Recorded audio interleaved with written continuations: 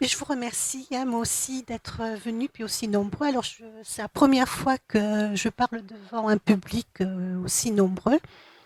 Alors, si je suis un petit peu maladroite, il ne faudra pas trop m'en vouloir, hein.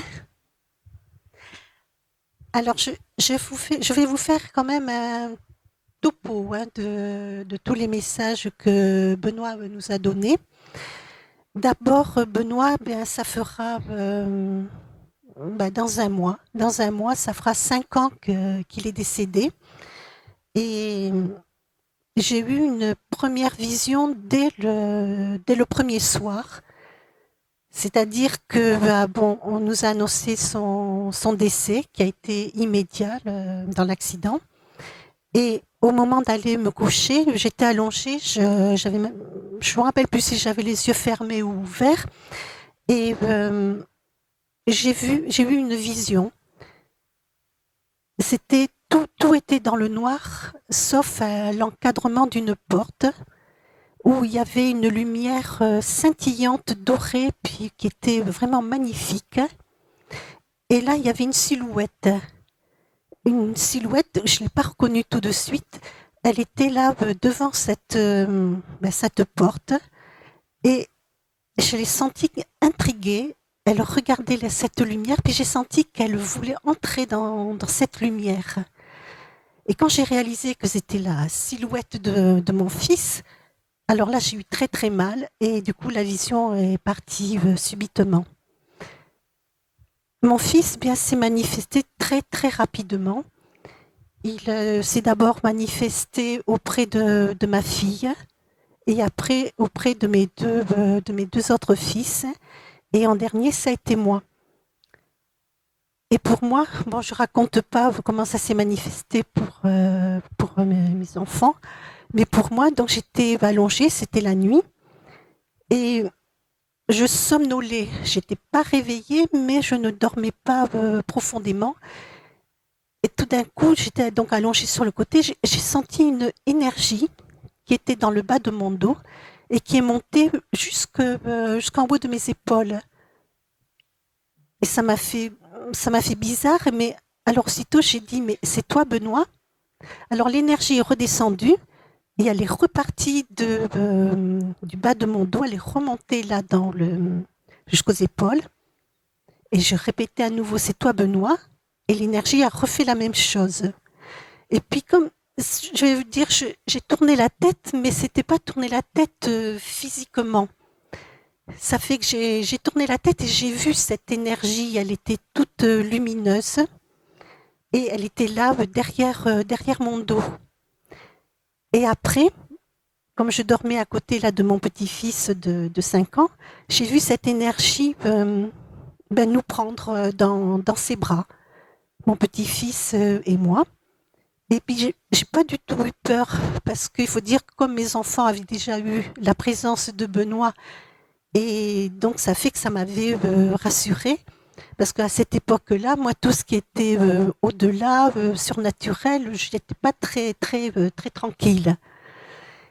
Et après, il y a eu énormément de manifestations de Benoît. Et la dernière, ça a été en novembre ou octobre de l'année dernière.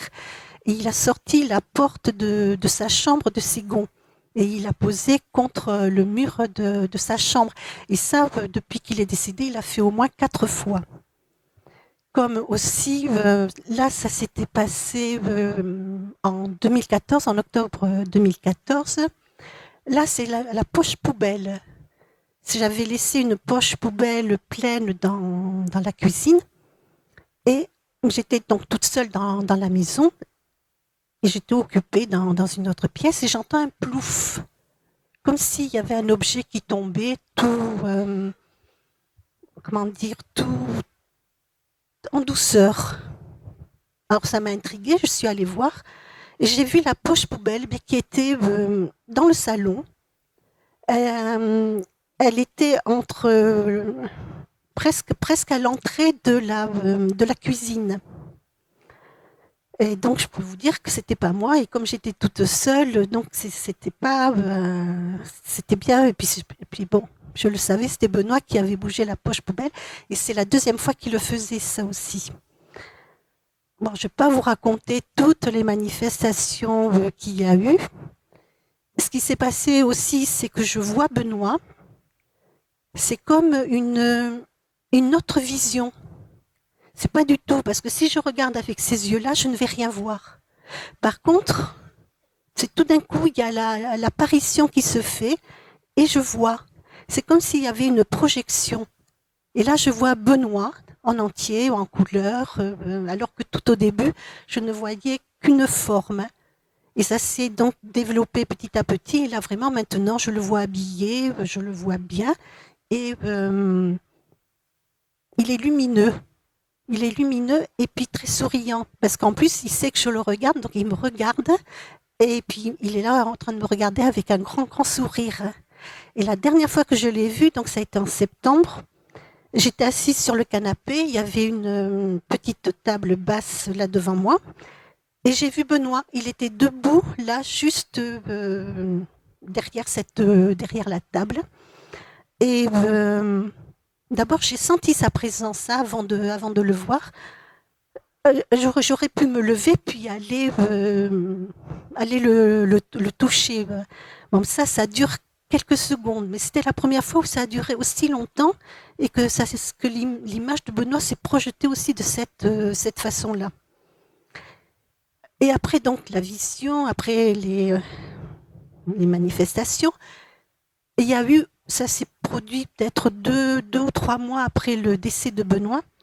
J'étais dans mon lit, j'arrêtais pas de parler dans ma tête. Et c'était vraiment un bavardage tout à fait incessant, fatigant. Et là, tout d'un coup, il y a eu petite maman. Ça m'a saisie. Je me suis dit, mais c'est pas le mot que je voulais dire. Et c'est là que je me suis dit, mais c'est Benoît qui me parle.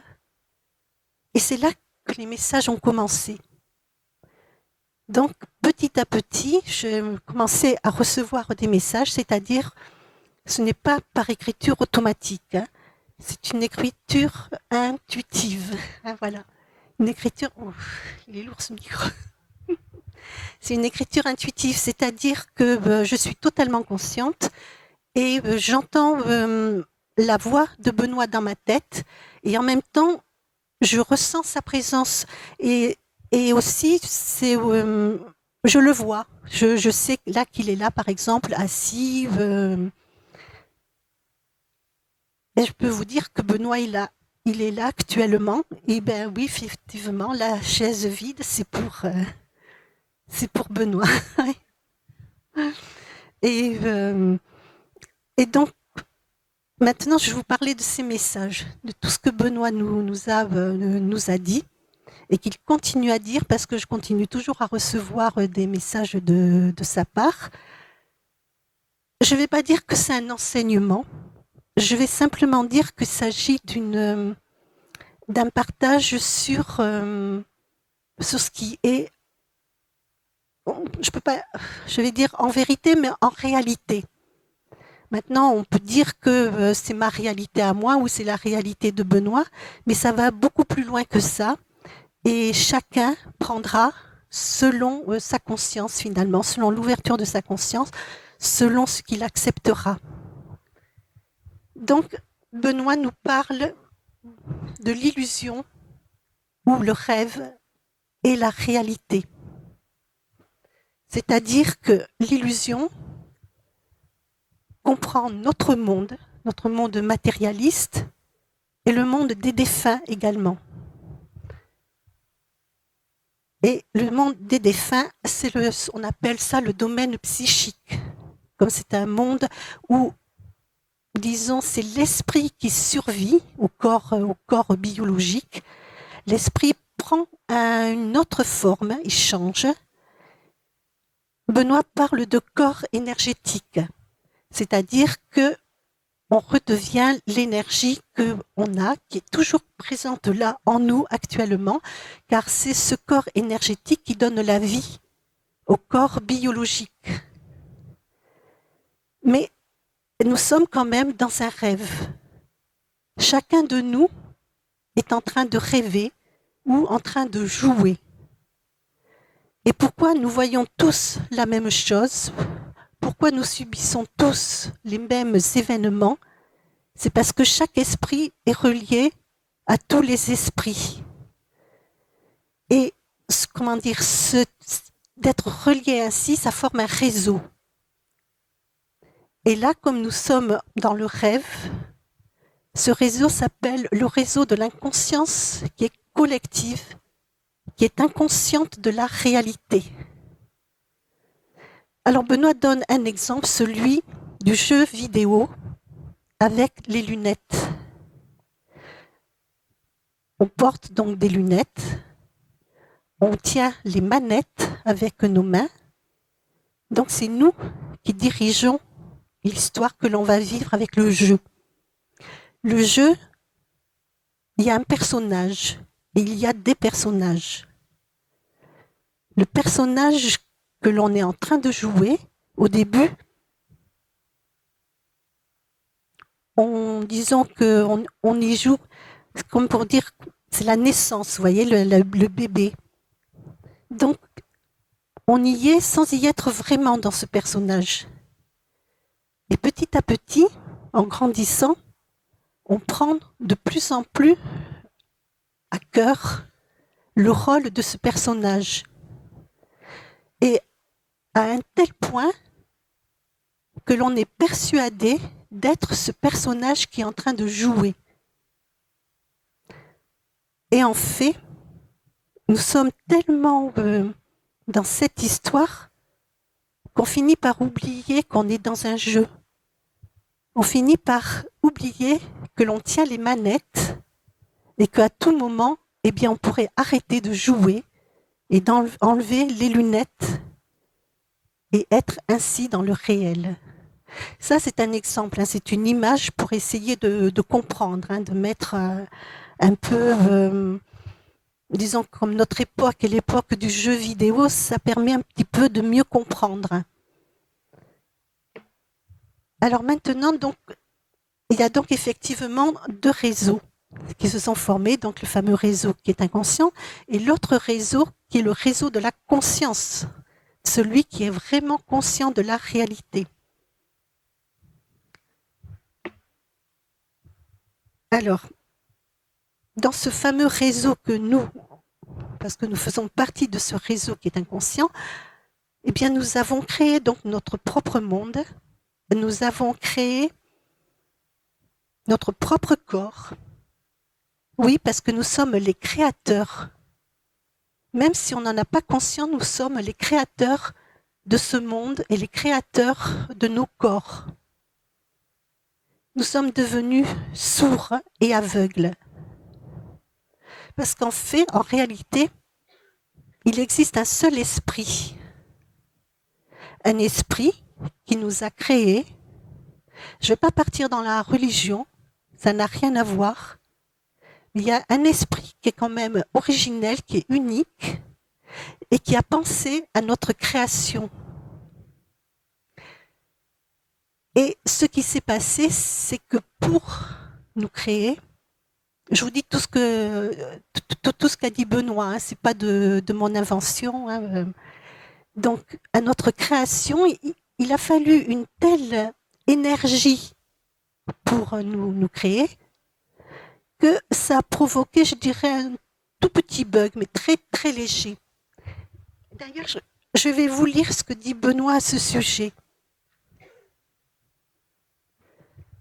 Lors de notre création, j'ai la gorge sèche, il s'est glissé une erreur minuscule, mais vraiment minuscule, due à la puissance de l'énergie qui a été nécessaire à l'amour pour créer. Lorsque chacun de nous a ouvert les yeux, notre cerveau énergétique, c'est-à-dire celui qui est réel, a mis, je ne sais pas comment dire tellement c'est infime, un léger, très léger temps entre la vision et l'interprétation de la vision. Chacun de nous a vu un blanc, une lumière intense mais vide. Nous avons tous ressenti un sentiment inconnu de l'amour et de ses créations, la peur. Comme nous sommes tous reliés en esprit et par l'esprit, La peur s'est communiquée à tout le monde. Nous avons aussitôt créé un monde et des êtres vivants à partir desquels nous pensions remédier au vide, et nous avons pris, en esprit, possession des corps que nous avions créés. Le temps et l'espace sont nés au cours de cette erreur, le temps de l'erreur. Le cerveau que nous nous sommes créés a aussitôt pris les rênes de l'histoire. Il s'est créé sa propre identité, que j'appelle le personnage de l'histoire à la place du mot ego. Pour notre malheur, nous nous sommes laissés totalement vampiriser par le mental et son personnage. L'inconscient collectif a donc reproduit un monde et des créatures à partir du monde réel. Là maintenant, nous avons à prendre conscience, bien que l'illusion cache la réalité et qu'il s'agit du même esprit. À ce moment de notre existence, là actuellement, notre esprit rêve. Et cependant, tout ce que nous vivons, tout ce que nous voyons est réel et vivant, puisque nous y avons amené une force qui s'appelle la force de la vie, parce que nous sommes cette force. Et actuellement, notre esprit projette, nous sommes une image de l'être réel que nous sommes. Mais la perception est mauvaise. On va dire que nous percevons mal, nous recevons mal que ce que nous voyons est vraiment une perception déformée du monde, de nous-mêmes, de notre propre personnalité.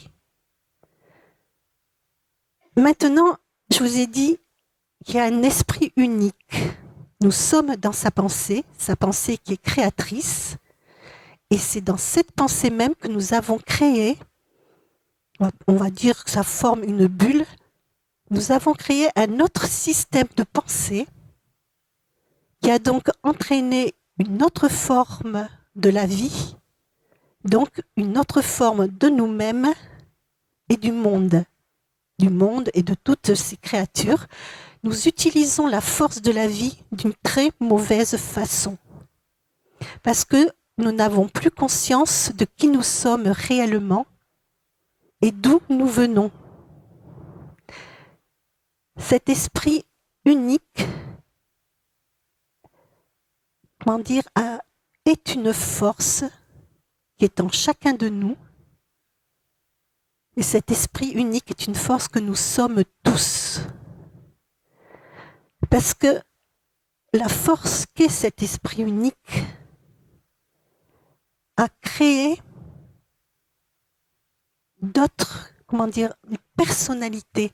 L'esprit ne peut pas dire qu'il s'est multiplié ou divisé, non. Il s'est créé lui-même en une multitude de personnalités et en une multitude de formes. Et tout ça, c'est chacun de vous. C'est chaque être, c'est chaque forme que l'on voit dans le monde. Et c'est pour ça que Benoît dit que l'illusion cache la réalité et qu'en fait, si on voyait bien, on verrait là actuellement le monde réel. Et ce monde réel, est un monde d'amour, un monde d'harmonie, où il y a une force de vie qui nous aime. Cette force, elle pense, elle rit, elle aime. Cette force que nous sommes tous, que le monde est, elle vous dit, je ne vous ai jamais oublié. J'ai toujours été près de vous, même si vous m'avez oublié. Cependant, chacun de vous sait que j'existe. Excusez-moi, mais là, c'est pas moi qui parle. Chacun de vous sait que j'existe.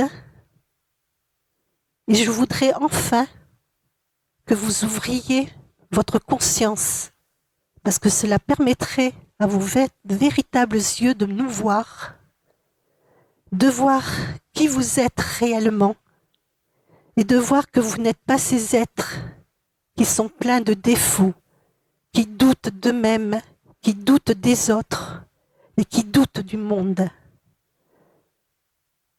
Je voudrais aujourd'hui que vous réalisiez que vous êtes chacun un être d'amour, un être plein de vie, que vous êtes harmonieux, beau, et que vous n'avez pas à avoir honte de vous, de douter de vous, et même de chacun d'entre vous. Aujourd'hui, il faut que vous compreniez que le monde vous aime, parce que le monde est amour, et n'ayez plus peur d'aimer.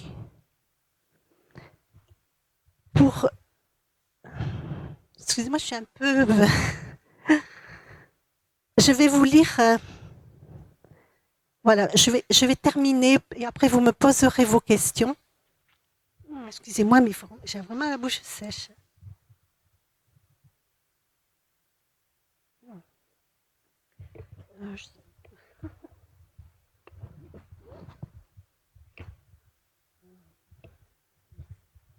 Je vais terminer par ce message de Benoît et qui parle justement de l'amour.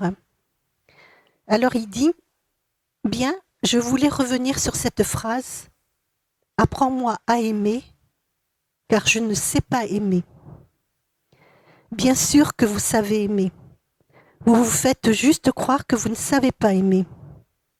Lorsque vous regardez un paysage où vous vous sentez bien, que faites-vous? Vous aimez, car vous vous unissez à ce paysage. C'est cela aimer, c'est ressentir l'union. Aimer ne devient compliqué que lorsque vous voulez à tout prix aimer. Vous créez alors une résistance à l'amour. Vouloir quelque chose ou quelqu'un ou une situation, c'est créer une résistance, car vous imaginez ce que pourrait vous apporter ce désir, le but de cette attente, et comment cela doit être aimé. Pensez au terrain vierge que vous devez redevenir. Balayez le seuil de votre porte, c'est-à-dire votre esprit, votre façon de penser et de croire. Enlevez tout ce que vous avez emmagasiné depuis votre enfance. Pour aimer, il est inutile d'avoir tant de bagages en soi. Redevenez un être qui redécouvre la vie. Tout lui est nouveau parce qu'il a compris qu'il existait un espace entre lui et ce personnage qui a pris sa place. La majorité des gens savent aimer. Ce qu'ils ont perdu, c'est la présence de l'amour. L'amour est l'âme de la force Père. Il est son expression, il est son être, sans forme, aussi vaste que lui, sans temps, sans préférence, sans jugement. Abolissez tout jugement de vous, de l'autre, de la situation. Ne donnez plus d'énergie à ce qui n'existe pas. Créez de plus en plus cet espace entre vous et ce personnage auquel vous croyez, et vous vous détacherez de lui au fur et à mesure que l'espace grandira. Regardez ce personnage que vous croyez être, avec toutes ses qualités et ses défauts. Riez de la façon dont il agit ou réagit. Un rire non accusateur, mais un rire de joie, parce que vous réalisez enfin qu'il y a vous et ce personnage à côté de vous, non en vous. Apprenez à dédramatiser et venez vous réfugier en vous, à l'intérieur de vous. Venez cueillir l'union avec la force Père, avec nous tous, et aimer cette union. Soyez heureux d'être avec nous, nous qui sommes en bas et en haut. Vous n'êtes jamais seul et vous n'avez aucun fardeau à porter. Seul le personnage du mental s'imagine qu'il a beaucoup de choses à s'occuper, à gérer pour que tout aille bien. Nous vous disons simplement et avec confiance, Il n'existe qu'une vie, qu'une histoire, et c'est celle que vous vivez dans la réalité. Et cette vie, cette histoire est sans fardeau, sans jugement. Elle est vécue dans l'union avec nous tous, par la présence de la force Père en nous et autour de nous. Aucune solitude, aucun problème. Prenez conscience que c'est cela qui existe réellement et non dans quelques mythes. C'est aussi cela aimer, accepter notre union. Voilà, maintenant je vous laisse la parole.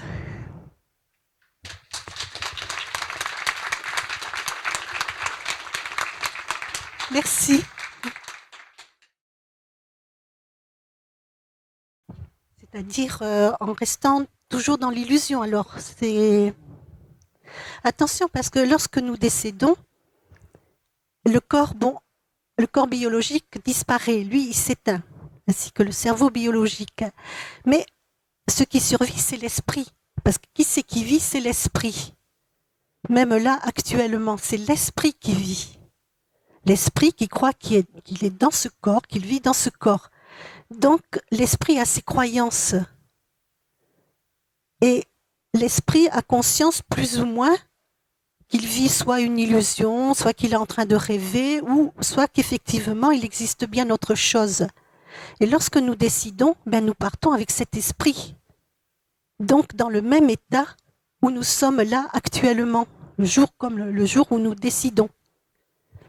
Par contre, lorsqu'on arrive donc dans cet état désincarné, nous sommes donc défunts, c'est toujours le domaine de l'illusion, eh bien, on atterrit donc avec une conscience qui va nous faire voir ce à quoi on croit au moment où on est décédé. Mais on réalise que la mort n'existe pas. Donc déjà, ça fait un fardeau ou une lourdeur en moins. Et en plus, nous sommes des êtres de vibration. Tout ce qui nous forme et tout ce qui forme le monde, en fait, n'est que virtuel. Et ce sont les vibrations.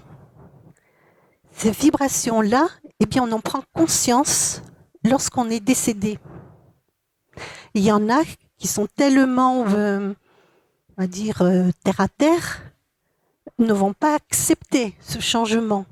Ils vont donc se raccrocher à tout ce qui est nous êtres humains, jusqu'au moment où ils vont réaliser qu'effectivement, ils peuvent aller beaucoup plus haut. Parce que lorsqu'on décède, eh bien, on est aidé. On est aidé par d'autres défunts et on est aidé aussi en esprit, comme là, actuellement, on est aidé, mais par les êtres réels et aussi par notre propre être réel.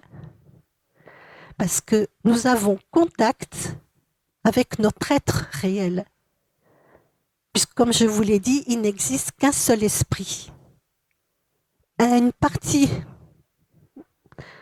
Benoît va dire que là, actuellement, nous vivons le passé de notre être réel. Alors que lui, eh bien, comme tous les autres et comme nous aussi en réalité, ils sont dans le présent. Ce présent parce que le temps est tout à fait différent.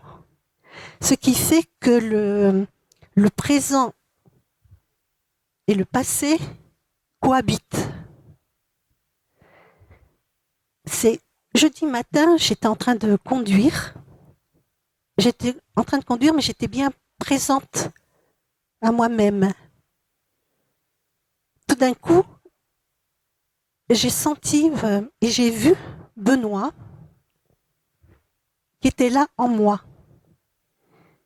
Il n'avait pas pris possession de mon corps. C'était une superposition, mais en même temps, son corps prenait tout le mien. Et j'ai vu qu'il regardait ce monde-là à travers mes yeux. Puisque ce monde est une illusion et juste un rêve qui est dans notre propre esprit, normalement, dans la réalité, nous ne voyons pas ce monde puisqu'il n'existe pas. Pour que notre être réel et tous les êtres réels puissent voir ce qui se passe dans ce monde, eh bien, ils le font à travers nos yeux, à travers nous. Et ça, je l'ai réalisé donc jeudi matin. C'était très, très impressionnant et en même temps, c'était magnifique. C'est pour ça que c'est très compliqué à comprendre, parce que le cerveau, lui, a une réflexion qui est linéaire. Pour lui, il y a la naissance, il y a la vie pour aller à la mort. Après, eh bien, on croit soit à la vie après la mort, soit effectivement on accepte qu'il y a une vie après la mort. Eh bien, l'âme est une croyance de l'être humain. Donc, ça fait partie du domaine de l'illusion. Maintenant, on peut donner le nom que l'on veut, ça n'a aucune importance. Tout ce qu'il faut savoir, c'est que l'esprit, notre véritable esprit, eh bien, est amour. On peut lui donner tous les noms que l'on veut, ça n'a vraiment aucune importance.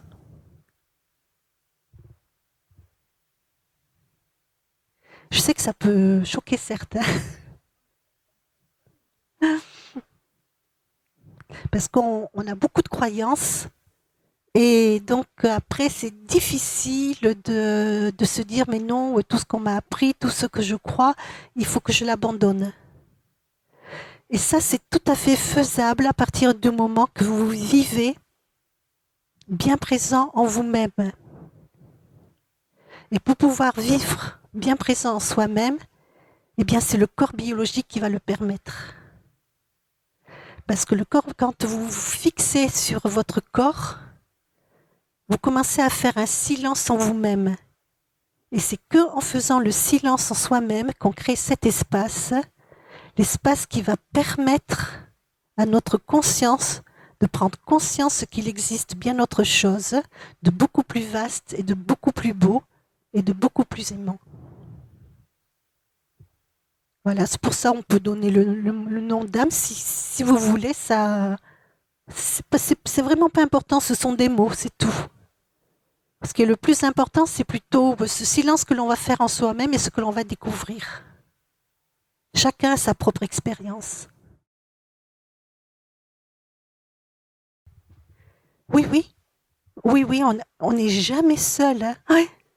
Oui, oui, on est toujours guidé, mais bon, on n'en a pas conscience. Pourquoi? Mais parce que notre esprit, voilà, l'esprit vagabonde, l'esprit capte plein de pensées qui se promènent comme ça dans ce réseau-là entre nous. Et en plus, il capte toutes ces pensées, puis s'imagine que ces pensées viennent de lui. Alors qu'en fait, c'est faux. Et pourquoi y a-t-il tant de catastrophes? Mais parce qu'il vient un moment donné où tout le monde va croire effectivement il va y arriver tel événement. Et comme ça crée une énergie, tout ça, parce que les pensées bien créent de l'énergie, et elles sont elles-mêmes de l'énergie. Eh bien, vu qu'énormément de personnes vont y croire, elles donnent donc de l'énergie et l'événement ou la catastrophe va finir par arriver. Voilà. Mais nous ne sommes pas seuls, hein. Jamais, jamais. Hein.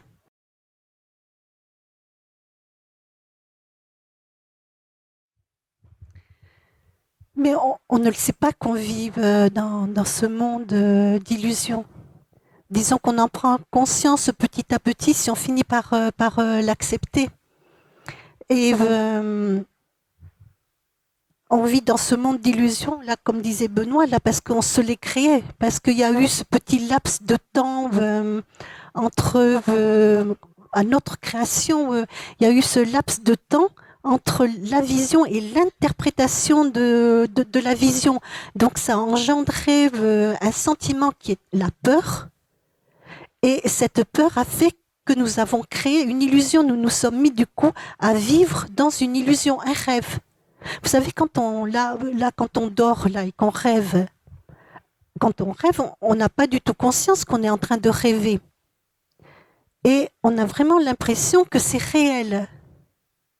Et en même temps, donc c'est réel Pourquoi? Mais parce que le cerveau a besoin d'énergie pour créer ce rêve qu'on est en train de rêver.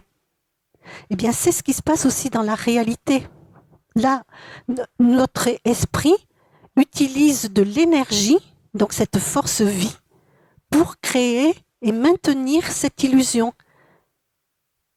Et je peux vous dire que c'est tous ensemble que nous avons amené la réalité dans l'illusion.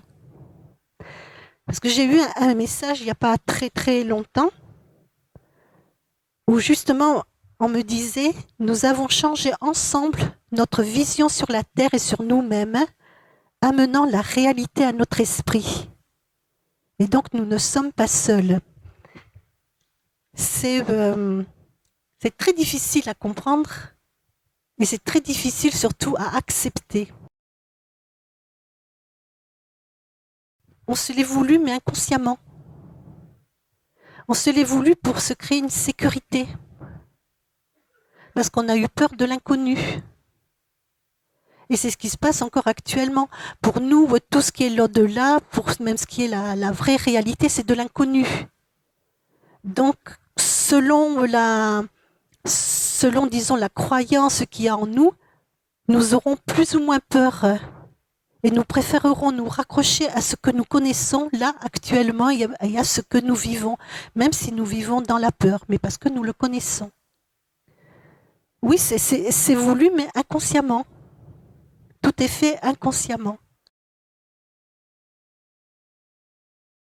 Je vais juste vous poser une question. Est-ce que vous croyez en l'amour? Oui, je vous le demande. Est-ce que vous croyez en l'amour? Attention, je ne parle pas du sentiment amour. Et est-ce que vous pensez que vous pouvez être cet amour? Je vous pose des questions.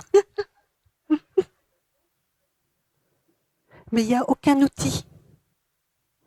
C'est pour ça qu'à partir du moment que vous cherchez une méthode, que vous cherchez des outils, que vous êtes dans la recherche, ça veut dire que vous êtes toujours dans l'attente de quelque chose, que vous êtes dans le désir.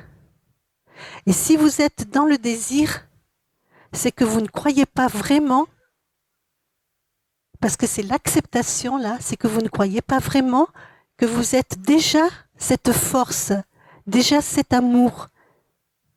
Et ça, c'est l'acceptation et ça s'appelle la confiance. Et là, à partir du moment que vous vous abandonnez, ça s'appelle le lâcher-prise, eh bien à partir de ce moment-là, vous ne chercherez aucune méthode parce que vous serez vraiment dans dans cet état qui est de aimer pour aimer et non pas désirer aimer. Et ça, eh bien ça demande de redevenir tout simple, de ne plus être en quête. Et c'est parce que justement c'est tout simple, eh bien ça devient compliqué pour le mental. Et là, le mental dit, non, ce n'est pas possible. Ce n'est pas possible, il me faut vraiment des méthodes, il y a d'autres façons pour qu'enfin je puisse être libérée, pour qu'enfin je puisse être en paix, pour qu'enfin je puisse être dans l'harmonie, que je puisse aimer, être aimée. Mais tout ça, bien finalement, c'est ce qu'on appelle, c'est le mental qui est dans la recherche spirituelle. C'est le mental qui est dans le désir d'être autre chose qui aime, autre chose qui a enfin la paix, qui est dans la sécurité.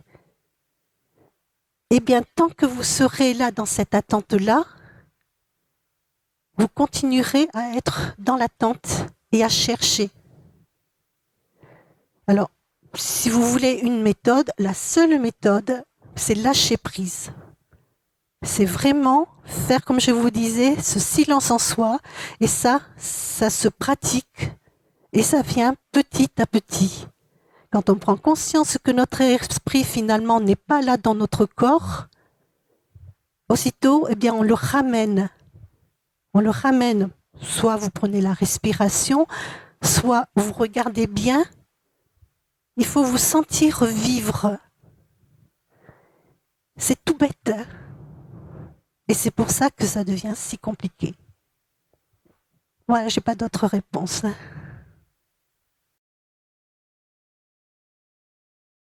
Le monde des défunts peut être le monde de l'amour comme il peut être un monde d'angoisse, de souffrance. Tout dépend de l'état de conscience de l'esprit. Tout vient de là. Et si l'esprit va accepter, enfin, ou le défunt va accepter d'être aidé, d'être guidé.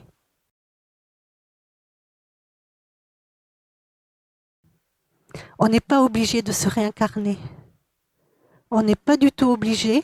C'est un choix que l'on fait sciemment, consciemment, parce qu'on sait qu'en ce monde-là, où les vibrations sont beaucoup plus denses, beaucoup plus lourdes, eh bien, on est vraiment dans une école où on va apprendre.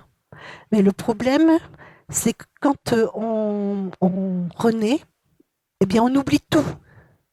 Mais par contre, il va rester des intuitions, il va rester quelque chose dans la personnalité qui va faire qu'on va poursuivre le but qu'on s'est donné avant de revenir sur cette terre, avant d'être réincarné.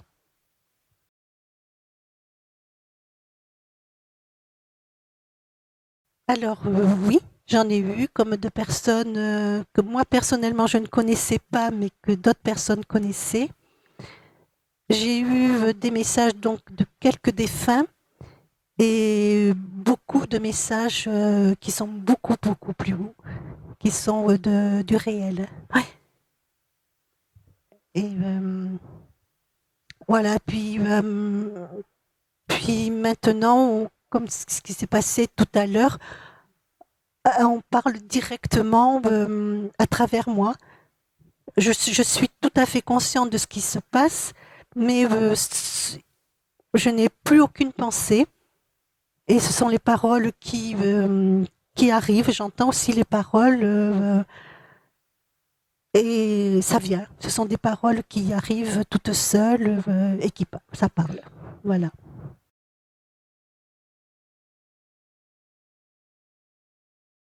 Oui, il l'a fait au début.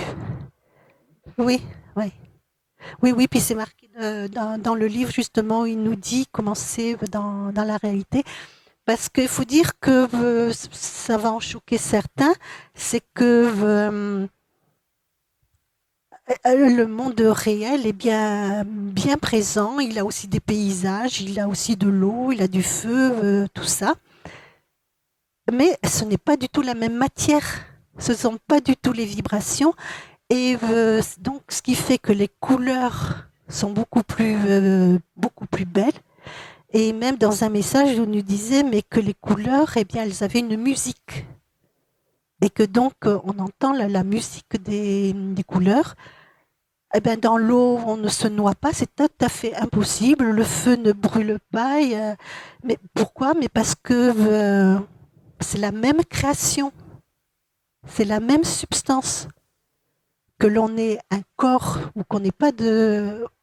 Enfin, le corps donc d'énergie que l'on ait et tout ce qui va être le monde à côté, c'est la même substance. Et il y a une union. Et il nous disait il nous dit que il y a, ils sont pas muets. Le monde n'est pas muet. Il y a vraiment un contact. C'est pas des paroles, non, c'est en esprit qu'il y a le contact qui se fait, qui communique. Et il nous dit aussi, mais on n'est pas obligé d'avoir un corps. S'il y a des moments où on ne veut pas de corps, eh bien, on n'a pas de corps. Pourquoi? Mais parce que c'est l'esprit qui crée. Donc, si l'esprit veut se créer un corps, il se crée un corps.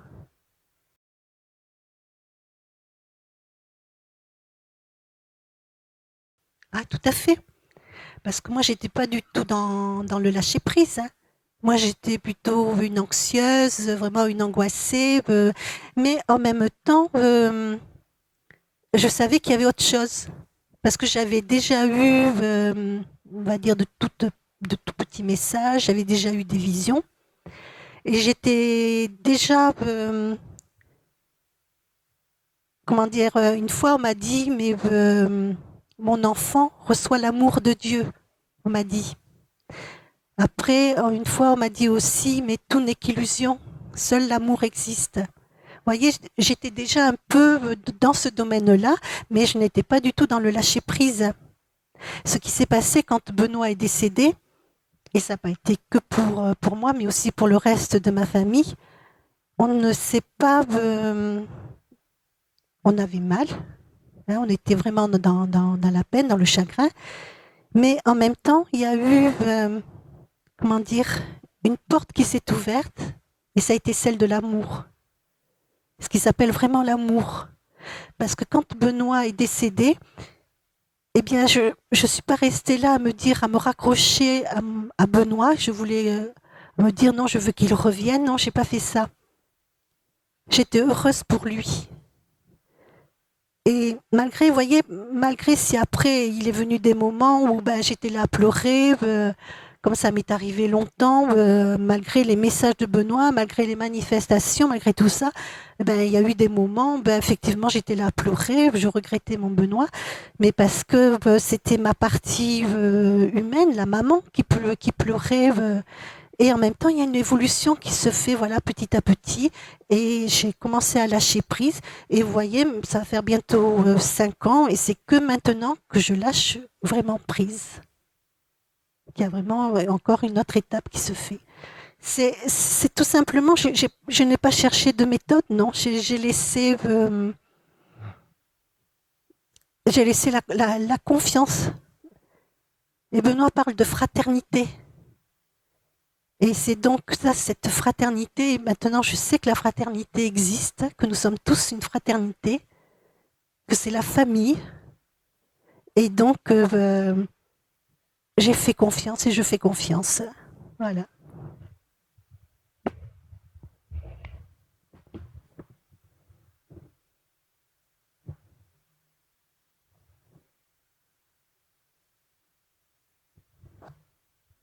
Et donc merci Nicole pour ce témoignage.